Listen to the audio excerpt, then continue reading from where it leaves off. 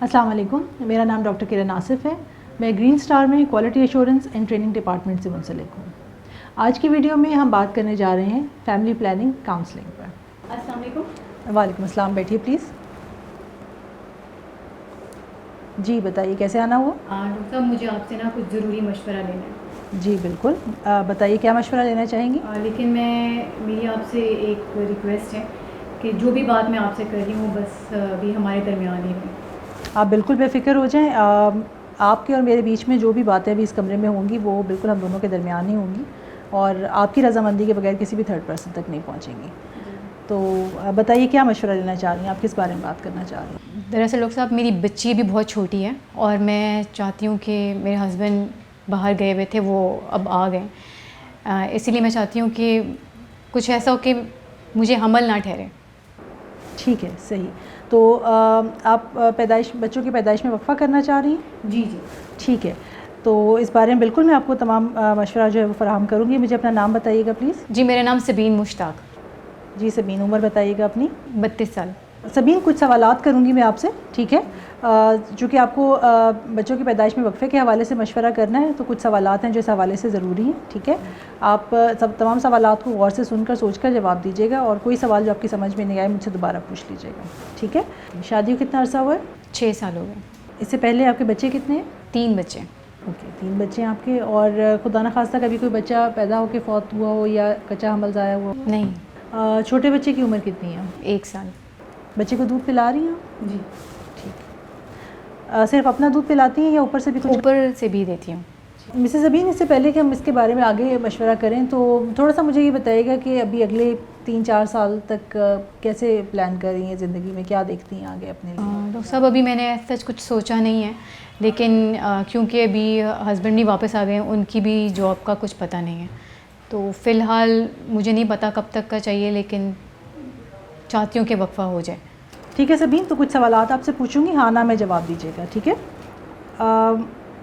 ये बताइएगा कि आखिरी बच्चे की पैदाइश या माहवारी के बाद से अब तक जो है वो शौहर से मिली हैं कभी? नहीं। पिछले 4 हफ्ते में आपका कोई हमल ज़ाया तो नहीं हुआ या किसी और बच्चे की विलादत? नहीं। ठीक है। आपकी आखिरी माहवारी गुज़श्ता 7 दिन के दौरान रही है? जी, आज मुझे 5वां दिन। ठीक है, तो एग्जैक्ट डेट आप मुझे बता सकती हैं? 10 जुलाई। अच्छा, ये बताइएगा कि मुसलसल और दुरुस्त तरीके से कभी कोई काबिल भरोसा हमल का तरीका आपने इस्तेमाल किया है? नहीं। ठीक है। अच्छा, ये बताइएगा कि अभी इन दिनों में ख़ास तौर पर कोई उल्टी, मतली, चक्कर, सर में दर्द या पेट में दर्द की शिकायत तो नहीं रही है आपको? नहीं, आजकल तो ऐसा कुछ नहीं है। अच्छा मिसेस अबीन, ये मैं आपको गाइड कर दूं कि जब भी आप वक्फे के तरीक़ों के बारे में बात करते हैं, ख़ास तौर पे अगर आपने पहले कोई तरीका इस्तेमाल नहीं किया हुआ, तो हम आपको वक्फे के तमाम तरीक़ों के बारे में बताते हैं, ठीक है? और उसमें जो है वो हमारे पास कुदरती तरीके भी होते हैं और इसके अलावा जदीद तरीके होते हैं, ठीक है? तो मैं आपको तमाम तरीक़ों के बारे में बताऊँगी, जो तरीका उसमें से आपको मुनासिब लगे आप उसके बारे में मुझे बता सकती हैं, ठीक है? उसके बारे में फिर मैं आपको मज़ीद गाइड भी कर दूँगी, फ़र्दर रहनुमाई फराहम कर दूँगी। तो कुदरती तरीके जो हमारे पास हैं उसमें पहली चीज़ तो ये होती है कि दूध पिलाने के अमल के ज़रिए माहवारी को रोकना, जिसमें आपको बच्चे को जो है वो अगर माँ 6 महीने तक मुकम्मल तौर पे अपना दूध पिलाती है, कोई टॉप फीड वगैरह या ऊपर का चीज़ जो है वो नहीं लगाती और सही तरीके से दूध पिलाती है, तो आम तौर पर जो है वो माहवारी नहीं आती है, अंडे बनने का अमल शुरू नहीं होता है और उसमें अमल नहीं ठहरता है, ठीक है? इसके अलावा जो है वो माहवारी के दिनों के हिसाब से फैमिली प्लानिंग की जाती है, जैसे कि जिन दिनों में ख़ास तौर पर जो है वो अंडे बनने का अमल होता है उन दिनों के बारे में आपको आपके हेल्थ केयर प्रोवाइडर जो है वो गाइड कर देती है और उन दिनों में ख़ास तौर पे आपको जो है वो शौहर से परहेज़ करना होता है, ठीक है? और इसके अलावा जो है वो एक तरीका होता है जिसमें शौहर को ख़ुद परहेज़ करना होता है और इसमें जो है वो शौहर का ताउन बहरहाल काफ़ी ज़्यादा ज़रूरी होता है, ठीक है? तो ये तो खैर कुदरती तरीके हैं और इसके बाद हमारे पास जदीद तरीके आते हैं, जिसमें कुछ तरीके ऐसे जो अगर आप छोटी मुद्दत का या कम मुद्दत का वक्फ़ा लेना चाहती हैं तो उसके लिए हैं, और कुछ तरीके ऐसे जिन्हें हम लॉन्ग टर्म मेथड कहते हैं, जिसमें अगर आप जो है वो 3 साल, 5 साल या उससे ज़्यादा का वक्फ़ा करना चाहती हैं तो फिर आपको हम उन तरीक़ों के बारे में गाइड करते हैं, ठीक है? तो जो शॉर्ट टर्म मेथड है, जो कम जो है वो वक्फ़े का तरीका है, कम मुद्दत का वक्फ़ा है, उसमें हमारे पास कॉन्डम है, ठीक है? कॉन्डम में सबसे ज़रूरी चीज़ ये होती है कि एक तो आपके शौहर का ताउन चाहिए और दूसरा आपके शौहर को इसके इस्तेमाल के बारे में जो है वो तमाम मालूमात होनी चाहिए, ठीक है?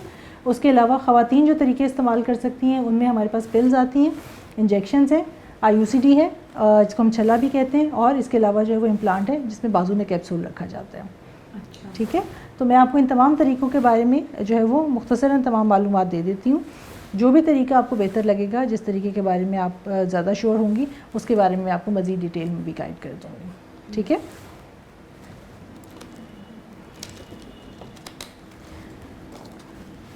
तो सबसे पहले हम बात करते हैं वक्फे की गोलियों के बारे में। ठीक है, ये गोलियां जो है ये 28 गोलियों का पता हमारे पास आता है। ठीक है, जिसमें हमारे पास 21 सफ़ेद गोलियां होती हैं, 7 जो है उसमें रंगदार गोलियां होती हैं।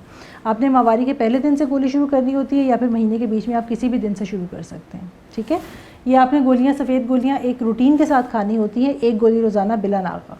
और जब आप 21 गोलियाँ सफ़ेद ख़त्म कर लेती हैं तो फिर अगले दिन से आप फ़ौरन जो है वो रंगदार गोलियाँ शुरू कर लेती हैं। ठीक है, और जैसे ही आप रंगदार गोलियाँ अपनी जो है वो ख़त्म करेंगी तो फ़ौरन ही उसके नेक्स्ट डे से आपको दोबारा जो है वो सफ़ेद गोली वाला पत्ता जो है वो शुरू करना होता है। ठीक है, इसमें जो है वो बहुत इंपॉर्टेंट चीज़ जो है वो याद रखने की है कि गोली आपको जो है बहुत याद से, बहुत रूटीन के साथ खानी है।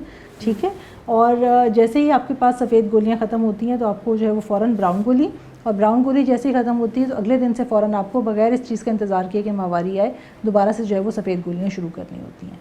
आम तौर पे जब आप एक पैकेट में सफ़ेद गोलियाँ जो 21 हैं वो ख़त्म करती हैं तो माहवारी आ जाती हैं। ठीक है, लेकिन कभी भी आपको जो है वो अगली गोली शुरू करने से पहले माहवारी के आने का इंतज़ार नहीं करना चाहिए, बल्कि आपको अपनी रूटीन के हिसाब से जो है वो गोलियाँ खाते रहना चाहिए। ठीक, अच्छा, इसमें जो है वो थोड़े बहुत इसके ज़िमनी असरात होते हैं, मैं उनके बारे में भी आपको बता देती हूँ कि आमतौर पर जब आप गोलियाँ शुरू करते हैं तो थोड़ा बहुत कुछ अरसे तक जो है वो उल्टी मतली की शिकायत जो है वो रहती है, लेकिन टाइम के साथ साथ जो है वो ये शिकायत बेहतर हो जाती है। ठीक है, और इन गोलियों के फ़वाइद में जो है वो ज़्यादा इंपॉर्टेंट 2-3 चीज़ें हैं जो मैं आपको बता देती हूँ कि आमतौर पर ये तौलीदी निज़ाम के कैंसर से महफूज रखती हैं।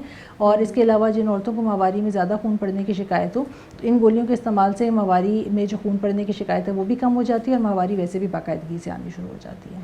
ठीक है, दूसरे नंबर पे हमारे पास इंजेक्शन है। गोलियाँ और इंजेक्शन ये दोनों जो है वो हार्मोनल मेथड्स होते हैं, यानी इनमें कुछ ख़ास दवाई के जुज़ शामिल होते हैं। ठीक है, और ये इंजेक्शन जो है ये आप 1 महीने और फिर 3 महीने के वक्फे के लिए लगाए जाते हैं। ठीक है, तो 1 महीने का इंजेक्शन जो है वो आप जब भी लगवाते हैं उसके साथ आपको जो कार्ड दिया जाता है उस पर उस इंजेक्शन की डेट होगी। 1 महीने का टीका है तो आपको 1 महीने बाद उसी डेट पे आके लगवाना होगा, और अगर 3 महीने का इंजेक्शन इस्तेमाल कर रहे हैं तो आपको 3 महीने के बाद उसी डेट पे आके लगवाना होगा। ठीक, इसमें भी आमतौर पर जब आप ये तरीका शुरू करते हैं तो हल्का फुल्का जो है वो उल्टी मतली की शिकायत जो है वो रह सकती है, या बाज़ औक़ात जो है वो खून के हल्के फुल्के धब्बे पहले 1 से 2 महीने के दौरान जो है वो लग सकते हैं, लेकिन टाइम के साथ ये चीज़ें बेहतर हो जाती हैं। ठीक है, और इसके अलावा चूँकि आप हार्मोनल मेथड्स यूज़ कर रहे होते हैं, यानी कि ख़ास जुज़ वाले तरीके इस्तेमाल कर रहे हैं, आमतौर पर जब आप गोलियाँ और टीके इस्तेमाल करते हैं तो हल्का फुल्का बाज़ लोगों में जो है वज़न बढ़ने की शिकायत रहती है, लेकिन वो 1 साल के दौरान 1.5 से 2 किलो से ज़्यादा नहीं होनी चाहिए। तो अगर कभी भी आप ये दवाइयाँ जो भी ख़वातीन इस्तेमाल करती हैं उन्हें हम ख़ास तौर पे ये गाइड करते हैं कि अगर ये दवाई इस्तेमाल करने के दौरान या टीका इस्तेमाल करने के दौरान आपका वज़न आपको लगता है कि बढ़ रहा है तो आप अपनी खुराक पर तवज्जो दें और उसके साथ हल्की फुल्की वर्जिश शुरू करें, तो आप इस किस्म के ज़मनी असरात से जो है वो महफूज रह सकते हैं। ठीक, तीसरे नंबर पे हमारे पास जो है वो IUCD या छल्ला है। ये आमतौर पे 5 साल या 10 साल के वक्फे के लिए इस्तेमाल होता है, और इसमें जो है वो किसी किस्म का कोई दवाई का जुज़ शामिल नहीं होता है। ठीक है, ये आपका जो है जो रॉड की शक्ल में आपको नज़र आ रहा है ये 10 साल के लिए होता है, और जो आपको ये कॉइल की शक्ल में नज़र आ रहा है ये 5 साल के वक्फे के लिए इस्तेमाल किया जाता है। ठीक है, बच्चेदानी के अंदर रखा जाता है, बहुत महफूज तरीका है। आमतौर पर 99% तक ये तरीका जो है वो कारआमद होता है और गैर ज़रूरी या गैर ज़रूरी और गैर मुतवक्का तौर पर हमल से महफूज रखता है। ठीक है, जब भी आपको 5 साल या 10 साल के वक्फे के दौरान भी ये ख्वाहिश हो कि इस छल्ले को आप निकलवा दें या अगले हमल की ख्वाहिश है तो इसको आप आसानी निकलवा भी सकते हैं। ठीक, चौथे नंबर पे हमारे पास आता है इम्प्लांट, जो कि बाजू में कैप्सूल रखा जाता है। ये भी 3 साल या 5 साल के वक्फे के लिए होता है, और इम्प्लांट रखवाने के दौरान जो है वो आपको उसी तरह से हल्के फुल्के ज़िमनी असरात जैसे कि तबीयत में भारीपन, तबीयत का बोझल होना या हल्के फुल्के खून के धब्बे कभी कभार महसूस हो सकते हैं। ठीक है, और ये तमाम शिकायत जो हैं ये भी वक्त के साथ साथ जो है वो बेहतर हो जाती हैं। तो ये तमाम वक्फे के तरीके जो ख़वातीन इस्तेमाल कर सकती हैं। आप मुझसे किसी भी तरीके के बारे में कोई सवाल करना चाहें ताकि आपके माइंड में और क्लियरेंस हो तो आप बिल्कुल कीजिए। जी डॉक्टर साहब, मैं पूछना चाहती हूँ कि जैसे हम गोलियों का वक्फ़ा अगर करते हैं, अगर मैं गोलियाँ खाना भूल जाऊँ तो क्या हमल का ख़तरा है? हाँ बिल्कुल, देखिए अगर आप जो है वो गोलियाँ खाने के दौरान गोलियाँ भूल जाते हैं तो पहली चीज़ तो ये ज़रूरी है कि हमें ये ख़ुद अंदाज़ा हो या हम अपनी हेल्थ केयर प्रोवाइडर से जिस भी डॉक्टर को दिखा रहे हैं ये मशवरा ज़रूर करें कि वो गोलियाँ हम जो भूले हैं तो अपनी माहवारी के किन दिनों में भूलें हैं। ठीक है, जैसे आमतौर पर अगर आप 1 या 2 दिन की गोली खानी भूले हैं तो बेहतर है कि आप फ़ौरन ही जो है वो जब फ़ौरन याद आए उसी वक्त गोली खा लें।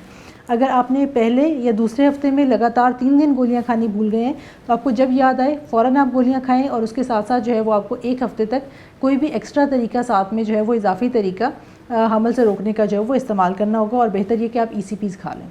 ठीक है। इसी तरह से अगर आप तीसरे हफ्ते में 3 या 3 से ज़्यादा गोलियां भूल गए हैं तो जैसे ही याद आए आप फ़ौरन शुरू करेंगे गोली खाना, सफ़ेद गोलियां ख़त्म कर देंगे और ब्राउन गोलियां फेंक देंगे, वो आप इस्तेमाल नहीं करते और नया पैकेट शुरू कर देते हैं। ठीक है।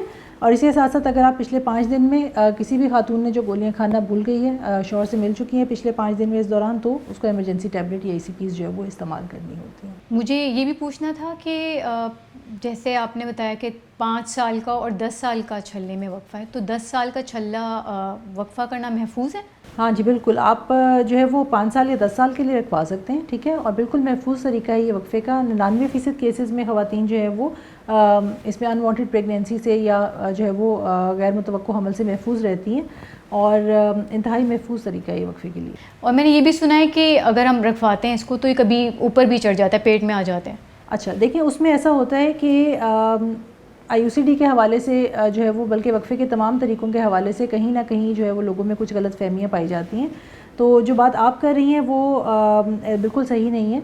उसमें आमतौर पर ये होता है कि अगर IUCD अपनी जगह से हिल जाती है खुदा न खास्ता किसी वजह से या खिसक जाती है तो एक तो उसको फ़ौरन निकाला जा सकता है। दूसरी चीज़ ये कि जब भी आप छल्ला रखवाते हैं तो कोशिश ये करें कि उसको आप एक ट्रेंड जो है वो किसी डॉक्टर से या किसी हेल्थ केयर प्रोवाइडर से रखवाएँ। जब भी आप किसी ट्रेंड हेल्थ केयर प्रोवाइडर से जो है वो छल्ला रखवाते हैं तो किसी भी ऐसे हल्के फुल्के ज़िमनी असरात की सूरत में आप जो है वो फ़ौरन उससे रब्ता कर सकते हैं और वो आपको इसके बारे में मुकम्मल रहनुमाई भी फराहम कर सकते हैं।